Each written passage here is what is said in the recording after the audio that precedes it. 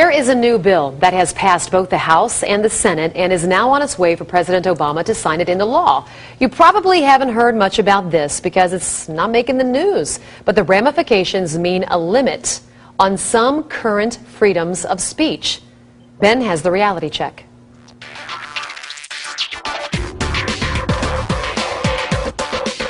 Well, the law is titled the Federal Restricted Buildings and Grounds Improvement Act of 2011. Could it sound less exciting? In fact, it sounds like some bill to plant flowers around the Capitol, but it's not. My bill would explicitly protect these residences of the President and the Vice President from intruders and would clarify current law to distinguish between those who are able to enter the grounds lawfully, like the Secret Service, and those who enter without permission. Well, none of that sounds unacceptable. But as usual, this law does much more than what lawmakers claim on the surface. Why? Because if you read down further, you get a definition of what these restricted areas of disruption actually consist of. We're not just talking about the White House.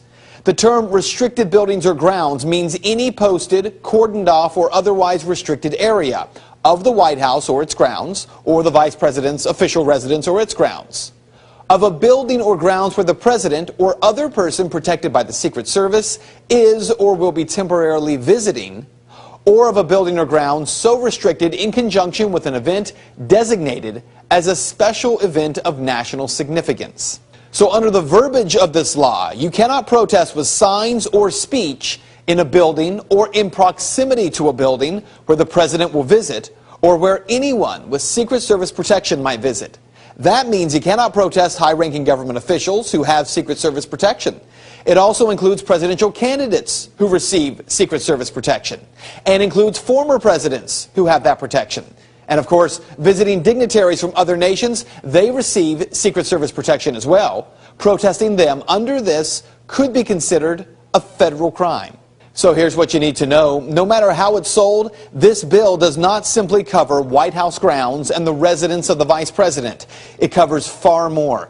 And without question, as it's written, passing a law that prevents people from being disruptive flies in the face of our First Amendment right. It may be the single most important right our founders and framers gave us. Congress shall make no law abridging the freedom of speech or the press or the right of people peaceably to assemble and to petition the government for a redress of grievances. The founders didn't say you couldn't be loud when petitioning that government. And that is Reality Check. Well, it's a bill that has received very little attention but may make free speech a felony and seriously restrict your right to political protest. Just signed into law by the president, H.R. 347 gives federal agents sweeping powers to arrest and bring felony charges against citizens engaged in protests where the Secret Service is present. Joining us now with more, Fox News senior judicial analyst, good friend, Judge Andrew Napolitano. Judge, the thing that jumps out off the page, felony? Yeah, felony means more than a year in jail. This is not like a traffic ticket. For standing and protesting, the type of thing that for 230 years Americans took for granted because it was protected by the First Amendment, Congress shall make no law abridging the freedom of speech, has actually been abridged by legislation the President signed last Thursday, supported overwhelmingly by both parties, with very, very little public debate and very little debate in Congress. Basically allows Secret Service agents to decide where there are no free speech zones, not speech zones, no free speech zones. And anybody by the Secret Service can, protected by the Secret Service, can ask those agents to ban protests wherever they are. So I can think of 3 violations: speech violations, association violations, the right to petition the government for a redress of your grievances. What good is free speech if the people in the government are so far away from you that they can't hear you? Judge, what about keeping our elected officials safe? Keeping our elected officials safe is entirely different from insulating them from protest. The fact that the president is going to a hotel up the block should not bar you from standing across the street with a sign or with a bullhorn saying what you think about the president's policies. That is not a threat to him, and it is a part of American history since day one that we have the right to speak freely to, about, and against those in the government. Judge, do you think this is going to be one of those laws that is on the books but not enforced? I think it's one of those laws that's going to be enforced when the government wants it enforced. The problem, Eric, is it puts a lot of unbridled discretion in the hands of Secret Service agents who may very well say, you know what, boss, you've had a rough day. We'll keep everybody away from you. Or, you know what, boss, this crowd likes you, so we're going to let them, we're going to let you hear them. That's suppressing speech on the basis of its content. And that has been expressly prohibited by the First Amendment since day one. What dictates the Secret Service is present? In other words, aren't they present all over Washington, D.C.? Well, they are, and that's a great question, because this law also allows the president to give Secret Service protection to whoever he wants. I'll give you a bizarre example. His campaign managers are coming to Washington to confer with him about the campaign. He can give them Secret Service protection. And then the Secret Service can say to the kids in the streets, you can't shout at David Axelrod, because the campaign manager, because the Secret Service is protecting him. This is a slow, creeping destruction of some of our basic liberties, and the president signed it in secret. Another edition of The Real Obama. Now, in this installment, we shine the spotlight on an executive order that the White House was hoping that you would never learn about. Now, the president signed the National Defense Resources Preparedness Executive Order late Friday afternoon. And since that time, now the measure has been virtually ignored by the mainstream media. Now, the order essentially gives the president of the United States absolute power over any and all American resources during both times of peace and national crisis. Now, this includes, but is not limited to, food and livestock, water, plants, energy, health resources, transportation, and construction materials, and gives the government the ability to, quote, control the general distribution of any material, including applicable services, in the civilian market. Now, White House Press Secretary Jay Carney laughed off a question about the document at today's briefing. Let's take a look. There's been some online commentary suggesting this gives the executive branch power to allocate energy, food, water in either peacetime or wartime. And there are some conservative blogs that are pushing the notion that this suggests the White House is preparing for a war with Iran. Can you explain what this executive order was? Well, I cannot explain that reaction to it. I think it was a fairly standard and routine piece of business.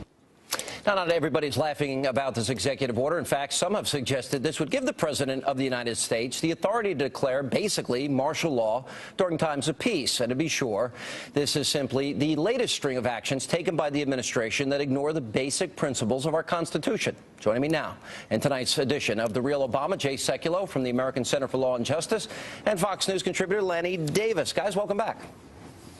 I'm laughing about it, Sean. How are you? All right, good. Well, let's give a little history here. Jay, we'll start with you, because this was actually signed, or similar National Defense Resources Preparedness, by Bill Clinton. You have similar executive order signed by Dwight Eisenhower, George W. Bush. But there's a difference. There are some things that changed in this that I think has brought, legitimate criticism and concern. Can you go through that? No, I think you're absolutely right. The idea of this act is nothing new. Presidents have had this since the 1950s. But what is different about this one, different than any of the other one, is the definition of national defense.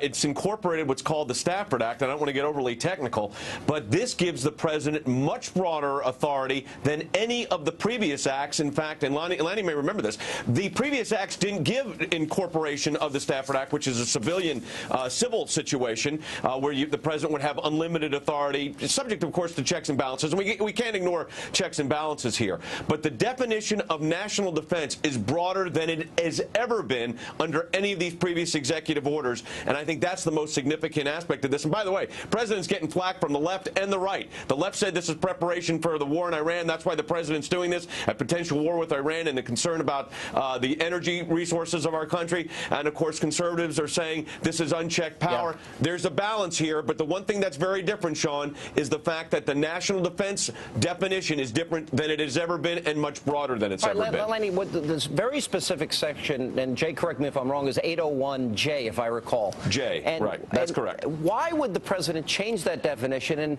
Lanny, you're an expert in media. Nobody is as good as you.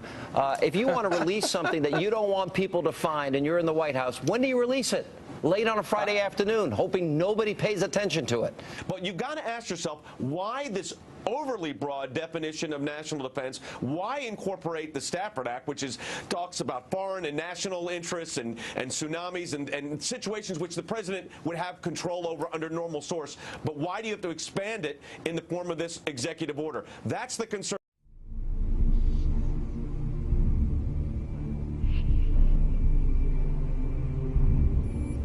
Shopping and dining over Thanksgiving and maybe watching some football games. Big government Republicans and Democrats were busy shredding the last vestiges of the Constitution.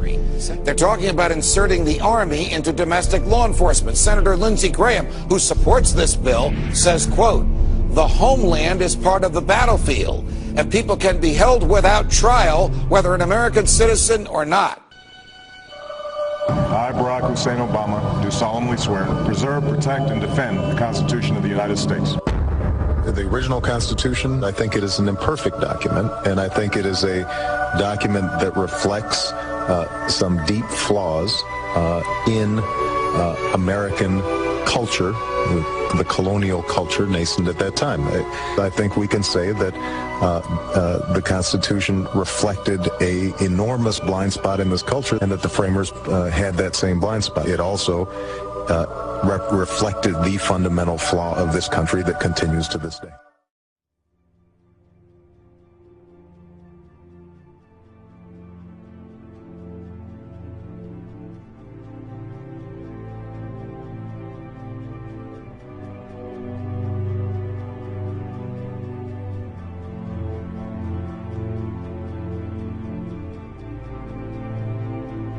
The Senate will pass tomorrow a bill allowing the American military to imprison American citizens indefinitely without charge or trial. Congress is essentially authorizing the indefinite imprisonment of American citizens without charge or trial. I think that denigrates the very foundation of this country. It denigrates the Bill of Rights. It denigrates what our founders intended. How bad is this? It's quite frankly absurd, Keith. I mean, here we are 10 years after 9/11, in the wake of the demise of Osama bin Laden, the only leader that al-Qaeda has ever known. And we're passing a provision that would codify the indefinite detention without trial of suspected enemies of the state. And that includes, as you mentioned, American citizens apprehended here on U.S. soil. We have not codified indefinite detention without trial since the McCarthy era. That's how extreme this is. And the most amazing thing is that it's not necessary. Charles Dyer. I'm an oath keeper. I'm with 1st Light Armored Reconnaissance Battalion out of Camp Pendleton, California. I absolutely could not, I can't imagine that we're living in the times where I have to worry about having to confiscate the weapons from the American people. Is that freedom? It's absolutely not freedom. That I have to worry that we're going to quarantine a city for the purposes of keeping them in their hostage, like Katrina? Absolutely not. That's not freedom in any way that you can think of it. I'm almost speechless whenever I try to talk about this because I can't imagine that we're living in this kind of time. It really bothers me. Absolutely. I saw a tremendous pattern of the growth of the infrastructure of a totalitarian state in the last 8 years post 9/11. I mean, it's been going on for decades. We've seen for decades encroachments on our liberties, and then a crisis would come along, and then all of a sudden they had a chance to get their policies passed they've been wanting to pass for a long time. If you need a painted picture of what is happening in this country, let's recognize how history repeats itself. In February 1933, Hitler staged a false flag attack, burning down his own German parliament building, the Reichstag, and blamed it on communist terrorists. In the next few weeks, he passed the Enabling Act, which completely eradicated the German Constitution, destroying people's liberties. He then led a series of preemptive wars, all justified to the German people as necessary to maintaining homeland security.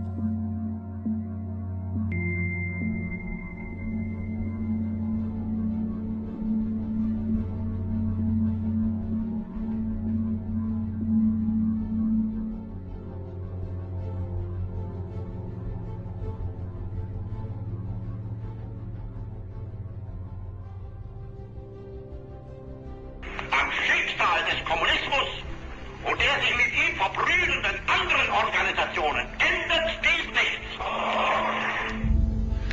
is a radical network of terrorists and every government that supports them.